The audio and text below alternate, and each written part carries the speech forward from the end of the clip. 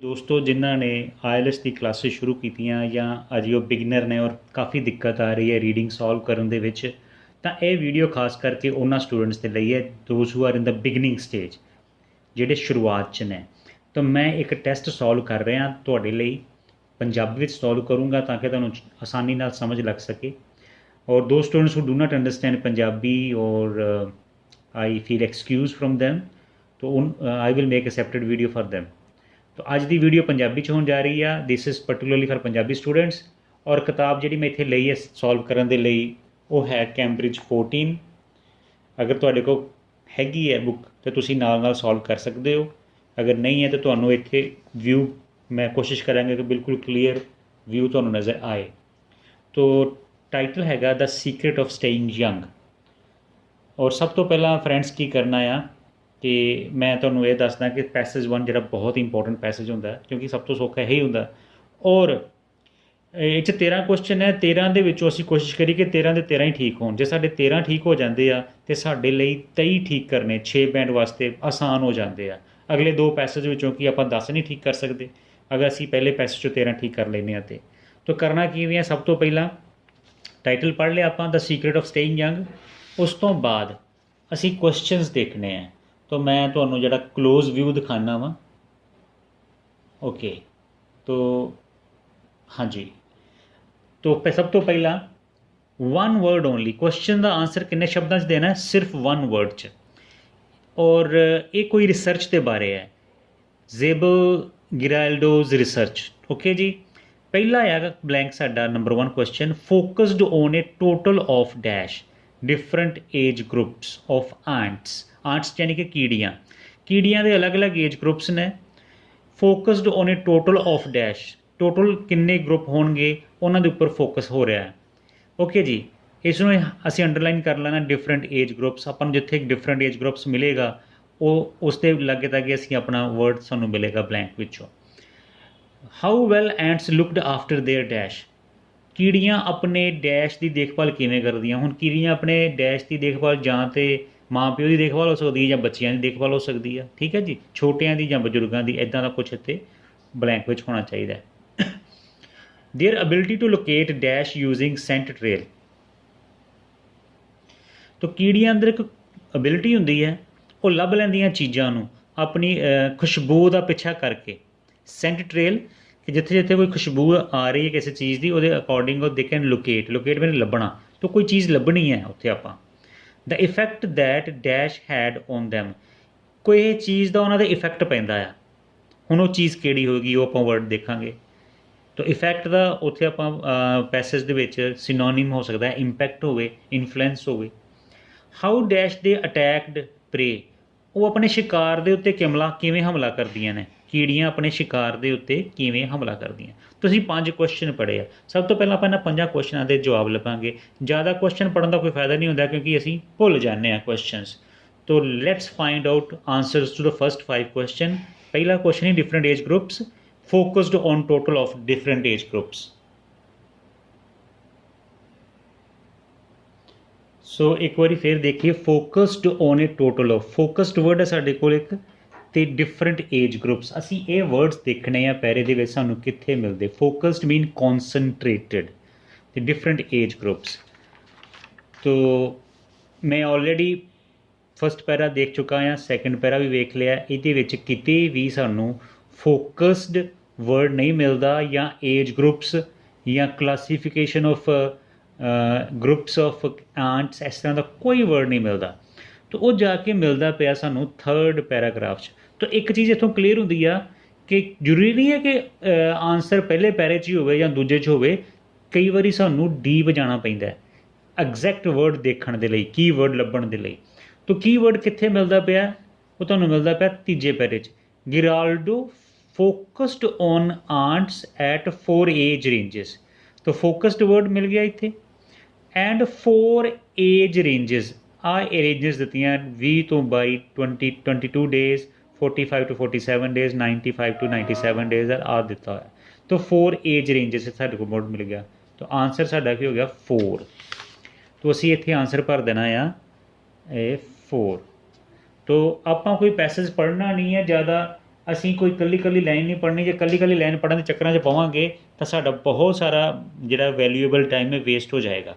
ਤਾਂ ਕਰਨਾ ਕੀਤਾ ਕੀ ਆਪਾਂ, ਅਸੀਂ ਕੀਵਰਡਸ ਲੱਭਣੇ ਆ, ਹਮੇਸ਼ਾ ਕੀਵਰਡਸ ਲੱਭਣੇ ਆ। ਸਾਰੀਆਂ ਲਾਈਨਾਂ ਪੜ੍ਹਨ ਦੀ ਕੋਈ ਜ਼ਰੂਰਤ ਨਹੀਂ ਹੈ, ਫਸਟ ਪੈਸੇਜ 'ਚ ਖਾਸ ਕਰਕੇ ਜਦੋਂ ਤੁਸੀਂ ਬਲੈਂਕਸ ਲੱਭਣੀਆਂ ਹੈ।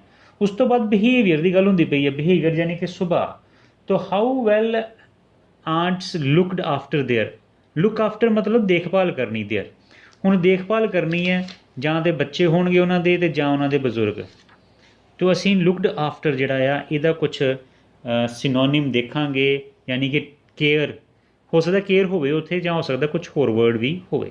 ਤੋ ਅਗਲੇ ਪੈਰੇ ਦੇ ਵਿੱਚ, ਚਲੋ ਇਸ ਪੈਰੇ 'ਚ ਆਪਾਂ ਦੇਖਦੇ ਹਾਂ ਅਤੇ ਸਾਨੂੰ ਕੋਈ ਕੇਅਰ ਨਾਲ ਰਿਲੇਟਡ ਕੋਈ ਨਈ ਚੀਜ਼ ਮਿਲਦੀ। ਤੋ ਗਿਰਾਲਡੋ ਵਾਚਡ ਹਾਊ ਵੈਲ ਦ ਆਂਟਸ ਟੁੱਕ ਕੇਅਰ ਆਫ ਦੀ ਯੰਗ। ਤੋ ਇੱਥੇ ਦੇਖੋ ਸਾਨੂੰ ਮਿਲਿਆ ਟੁੱਕ ਕੇਅਰ। ਤੋ ਲੁੱਕ ਆਫਟਰ ਟੁੱਕ care of the young of the colony. ਤੋ ਯੰਗ ਆ ਗਿਆ, ਯੰਗ ਯਾਨੀ ਕਿ ਬੱਚੇ। ਤੋ ਸਾਡਾ ਆਂਸਰ ਇੱਥੇ ਬਣ ਗਿਆ how well ants looked after their young. So this is our answer, so easy. ਉਸ ਤੋਂ ਬਾਅਦ their ability to locate, locate mean find out, ਇਹ scent of using a scent trail. Scent trail ਅਤੇ locate, locate ਯਾਨੀ ਕਿ find out ਜਾਂ follow. ਤੋ ਸਾਨੂੰ ਅਸੀਂ ਹੁਣ ਇਹ ਦੇਖਣਾ ਇਹਦਾ ਸਿਨੋਨਿਮ ਕਿੱਥੇ ਮਿਲਦਾ ਹੈ। ਤੋ ਉਸ ਤੋਂ ਬਾਅਦ she compared how 20 days old ants followed telltale scent that insects usually leave to mark a trail to food। ਤੋ ਦੇਖੋ ਸਾਨੂੰ ਉਹ ਫੋਲੋ ਵਰਡ ਮਿਲ ਗਿਆ। ਹਾਂਜੀ, ਤੋ ਇੱਥੇ ਦੇਖੋ ਦੁਬਾਰਾ ਪਿੱਛੇ ਆਓ ਜ਼ਿਆਦਾ ਕਲੈਰਿਟੀ ਲੈਣ ਲਈ। ਤੋ she compared how 20 day old and 95 day old ants followed the telltale scent। ਇਹ ਕੋਈ ਸੈਂਟ ਜਾਂ ਖੁਸ਼ਬੂ ਆ। That the insects usually leave, ਇਹ ਕੀੜੇ ਮਕੌੜੇ ਅਕਸਰ ਛੱਡਦੇ ਨੇ।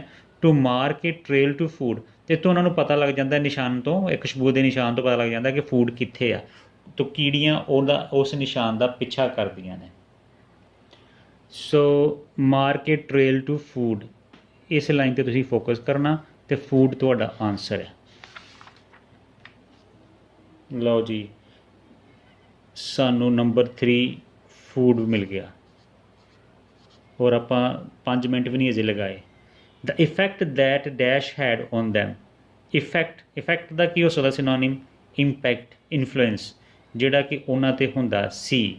That the effect that dash had on them. ਤੋ ਦੋਸਤੋ ਅਸੀਂ ਕੰਟੀਨਿਊ ਕਰਦੇ ਹਾਂ ਜਿੱਥੇ ਅਸੀਂ ਲਾਸਟ ਛੱਡਿਆ।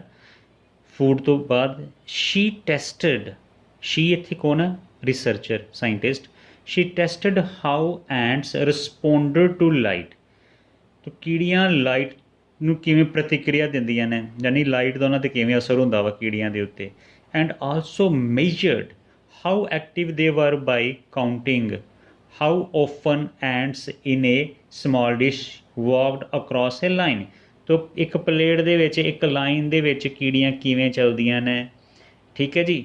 ਔਰ ਉਸਨੇ ਇਹ ਵੀ ਮਾਪਣ ਦੀ ਕੋਸ਼ਿਸ਼ ਕੀਤੀ, ਜਾਂਚਣ ਦੀ ਕੋਸ਼ਿਸ਼ ਕੀਤੀ। ਖੈਰ ਇਹਦੇ ਨਾਲ ਸਾਡਾ ਕੋਈ ਲੈਣਾ ਦੇਣਾ ਨਹੀਂ ਇਸ ਲਾਈਨ ਦੇ ਨਾਲ। ਸਾਨੂੰ ਇੱਥੇ ਮਿਲ ਗਿਆ ਐਂਟਸ responded to light.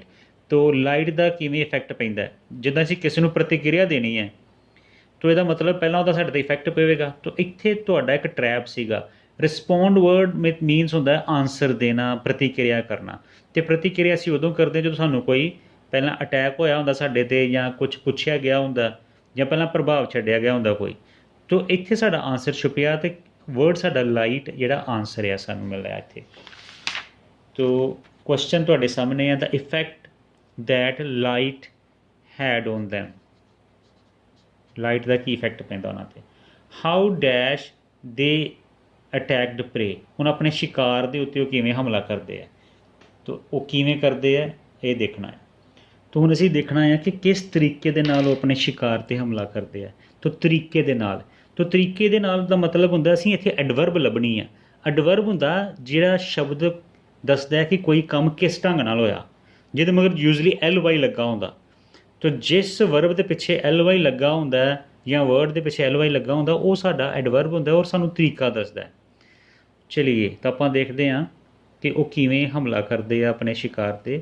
But the elderly, ਚਲੋ ਇੱਥੇ ਪਿੱਛੇ ਹੈ। And she experimented with how ants react to live ਪ੍ਰੇ।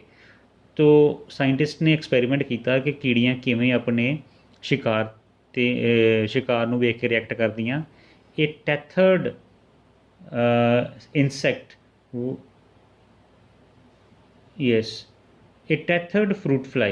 Giraldo expected the older ants to perform poorly in all these tasks. ਤੋ ਗਰਾਲਡੋ ਨੂੰ ਲੱਗਿਆ ਕਿ ਕੀੜੀਆਂ ਜਿਹੜੀਆਂ ਬਹੁਤ ਵੀਕ ਤਰੀਕੇ ਨਾਲ ਜਾਂ ਪੂਰ ਤਰੀਕੇ ਦੇ ਨਾਲ ਪਰਫੋਰਮ ਕਰਨਗੀਆਂ। ਪਰ ਹੁਣ ਦੇਖੋ ਇਹਨੇ ਪੂਰਲੀ ਲਿਖਿਆ ਨਾ, ਅਤੇ ਪੂਰਲੀ ਤਰੀਕੇ ਨਾਲ ਮਤਲਬ ਕਿ ਅਟੈਕ ਕਰਨਗੀਆਂ ਜਾਂ ਪਰਫੋਰਮ ਕਰਨਗੀਆਂ। ਬਟ ਅੱਗੇ ਫਿਰ ਬਟ ਆ ਗਿਆ, ਅੱਗੇ ਸਾਨੂੰ ਹੋਰ ਗਾਂ ਪੜ੍ਹਨਾ ਪਵੇਗਾ ਕਿ ਇਹ ਸਾਡਾ ਆਨਸਰ ਪੂਰਲੀ ਨਹੀਂ ਹੋ ਸਕਦਾ ਹੁਣ, ਕਿਉਂਕਿ ਇਹ ਬਟ ਹੈ। But the elderly insects were all good caretakers and trail followers. ਤੋ ਜਿਹੜੀਆਂ ਵੱਡੀਆਂ ਕੀੜੀਆਂ ਹੁੰਦੀਆਂ ਏਜਡ, ਉਹ ਬੈਟਰ ਕਰਦੀਆਂ ਨੇ। A 95-day-old ant could track the scent even longer than their younger counterparts. ਜਿਹੜੀਆਂ 95 ਦਿਨ ਦੀ ਏਜ ਵਾਲੀਆਂ ਕੀੜੀਆਂ ਆ, ਉਹ ਛੋਟੀ ਉਮਰ ਦੀਆਂ ਕੀੜੀਆਂ ਨਾਲੋਂ ਜ਼ਿਆਦਾ ਵਧੀਆ ਤਰੀਕੇ ਨਾਲ ਪਰਫੋਰਮ ਕਰ ਲੈਂਦੀਆਂ ਸ਼ਿਕਾਰ ਦੇ ਟਾਈਮ 'ਤੇ। ਦੇ ਆਲ ਰਿਸਪੋਂਡਡ ਟੂ ਲਾਈਟ ਵੈਲ, ਲਾਈਟ ਨੂੰ ਚੰਗੀ ਤਰ੍ਹਾਂ ਰਿਸਪੋਂਡ ਕਰਦੀਆਂ ਨੇ। ਐਂਡ ਦ ਓਲਡਰ ਐਂਟਸ ਵਰ ਮੋਰ ਐਕਟਿਵ, ਅਤੇ ਬੁੱਢੀਆਂ ਕੀੜੀਆਂ ਜ਼ਿਆਦਾ ਐਕਟਿਵ ਹੁੰਦੀਆਂ ਨੇ। And when it came to reacting to prey, ਜਦੋਂ ਉਹਨਾਂ ਨੇ ਸ਼ਿਕਾਰ ਨੂੰ ਰਿਐਕਟ ਕਰਨਾ ਹੁੰਦਾ, ਉਹਦੇ ਪ੍ਰਤੀ ਆਪਣੀ ਸੰਵੇਦਨਾ ਦਿਖਾਉਣੀ ਆ, the older ants attacked poor fruit fly just as aggressively as young ones. ਤੋ ਬੁੱਢੀਆਂ ਕੀੜੀਆਂ ਵੀ ਓਨੇ ਹੀ ਇਫੈਕਟਿਵ ਤਰੀਕੇ ਨਾਲ, ਅਗਰੈਸਿਵ ਤਰੀਕੇ ਨਾਲ ਹਮਲਾ ਕਰਦੀਆਂ ਜਿੰਨੀਆਂ ਕਿ ਯੰਗ ਕੀੜੀਆਂ।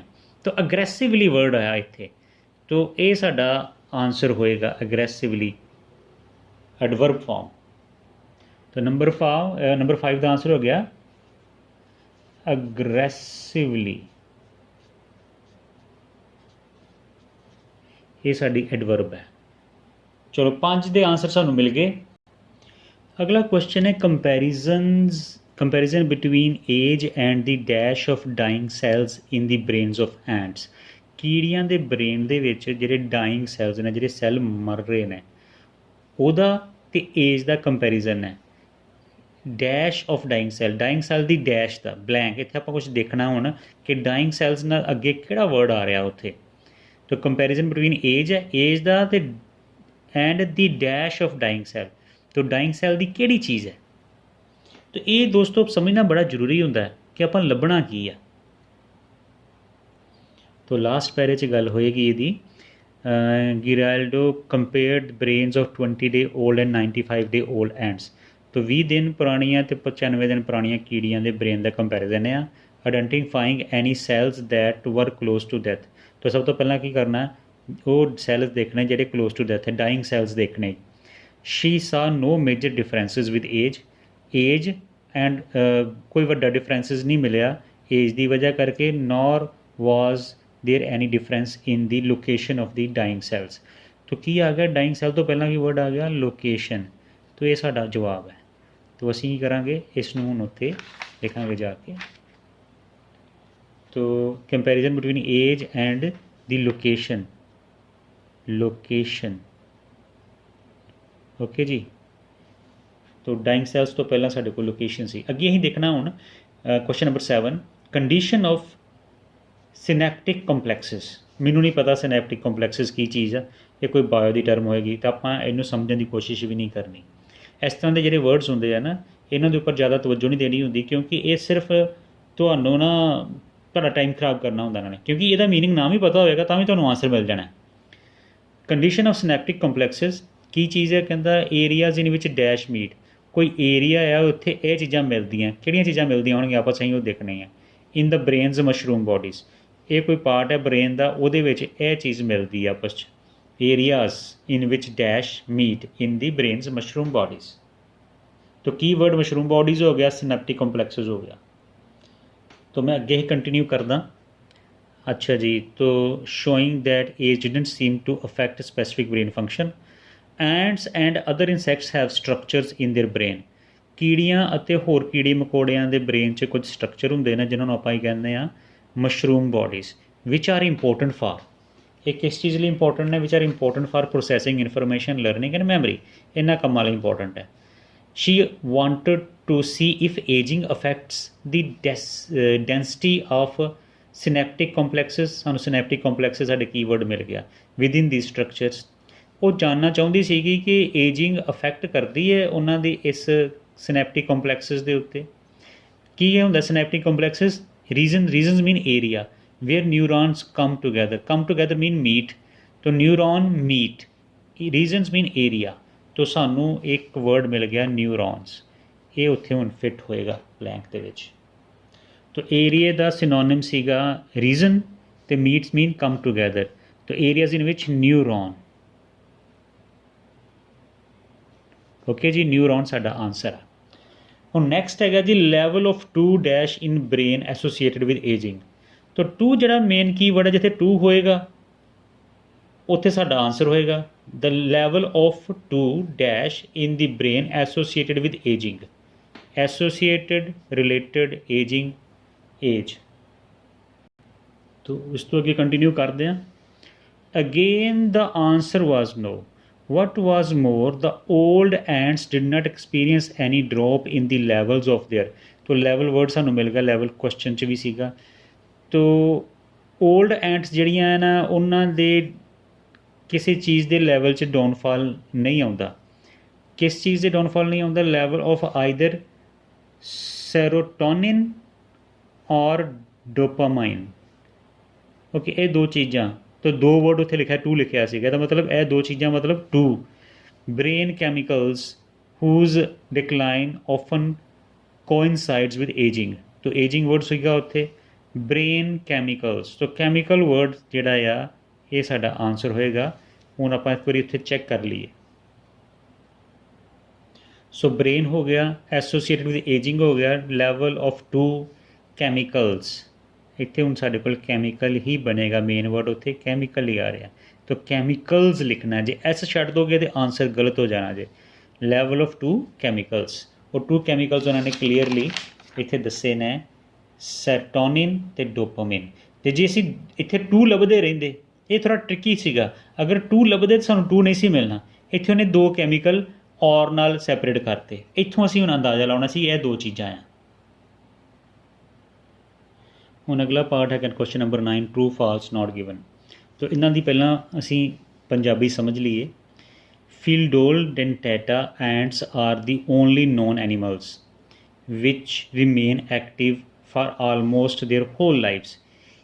ये कुछ कीड़ियां दी टाइप है फिडोल, ये सारी जिंदगी एक्टिव रहिंदियां, सारी जिंदगी एक्टिव रहणगियां। तो ये टाइप ऑफ एंड्स है, ठीक है जी। ओनली नोन, सिर्फ इन्हां नूं असीं जाणदे हां। रिमेन एक्टिव, एक्टिव रहिंदियां आलमोस्ट होल लाइफ, सारा जीवन।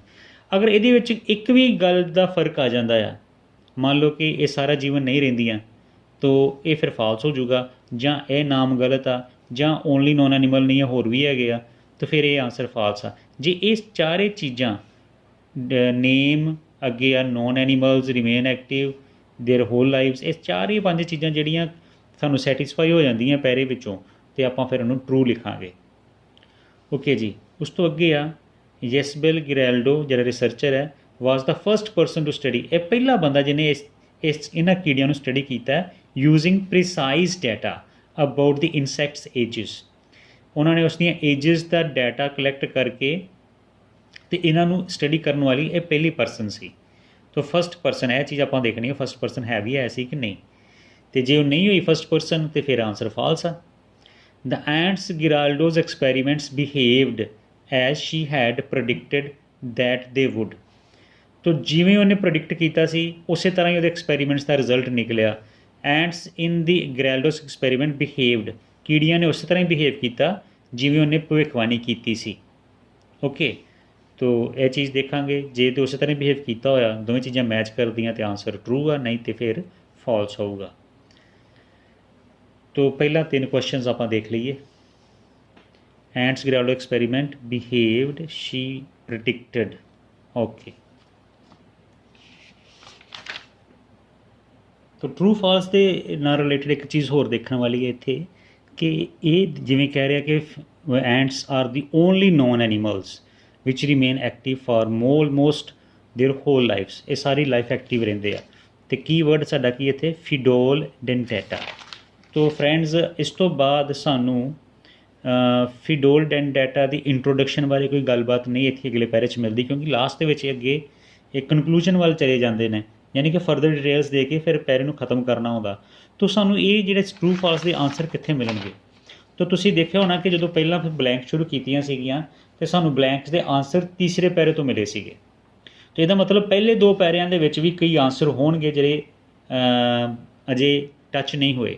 तो ट्रू फॉल्स हम ਅਸੀਂ करना ਆ ਤੇ ਪਹਿਲੀ ਗੱਲ ਉਹ ਕਰ ਰਿਹਾ कि फिडोल डेंटेटा एक थ्रू आउट लाइफ 'ਚ एक्टिव रहने वाली कीड़ियाँ हैं। तो ये जानकारी सानू स्टार्टिंग पैरे 'ਚ मिलेगी क्योंकि ये इंट्रोडक्शन होंदी है। तो Pheidole dentata a native ant of south eastern US, इत्थों की एक नेटिव एंट है। नेटिव मतलब उत्थों की पक्की रहने वाली कीड़ी।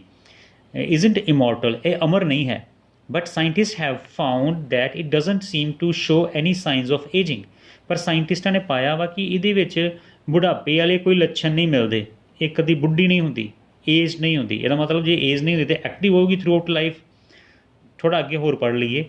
Old worker ants can do everything just as well as the youngsters, ये सब कुछ कर सकदियाँ जो यंग कीड़ियाँ कर सकदियाँ। Their brains appear just as sharp, brain भी इस तरह ही शार्प ने। तो पहले क्वेश्चन का आंसर सानू मिल जाता कि ये थ्रू आउट लाइफ एक्टिव ने। तो आंसर हो गया साडा ट्रू। तो जिस तरह कि मैं दस रहा सी कि आंसर हो गया ट्रू, पर आंसर ट्रू नहीं है क्योंकि अगे जाके मैनू कुछ होर जानकारी भी मिलती है जिहड़ी कि मेरी पहले जिहड़ी इन्फॉर्मेशन मैं लई है उन्होंने कंट्रास्ट है। Such age defying feats are rare in animal kingdom. कहता इदां दे जिहड़े जीव हुंदे आ ना एनीमल किंगडम च वो बहुत घट ने। Naked mole rats can live for almost 30 years. एक तरह के चूहे ने वो 30 साल तक जिंदे ने and stay fit for nearly their entire life.